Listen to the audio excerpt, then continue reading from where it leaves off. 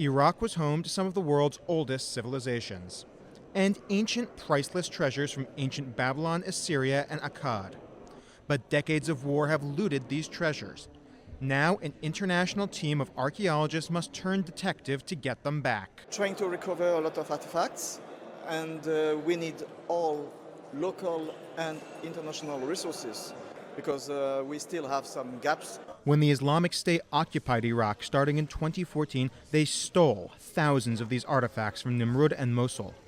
Many others were destroyed entirely as ISIS tried to erase the region's history to create their own state.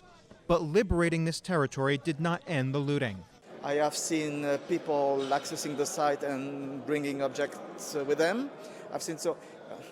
The site was liberated, but it doesn't mean that looting was finished. So how do these raiders of the lost artifacts find what isn't there?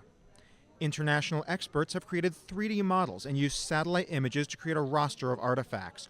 When an antique goes on sale, they can compare it to the model. We have a network that is called Archeo, and this is the network that encompasses the representatives of, for example, the British Museum, the Louvre, and other renowned institutions with the best experts in the world. These archaeologists will coordinate with global police institutions and monitor smuggling routes. The World Customs Organization says more than 14,000 looted cultural relics were intercepted last year. Now teams like this can ensure those relics end up where they belong. Ariel Levin-Waldman, I-24 News.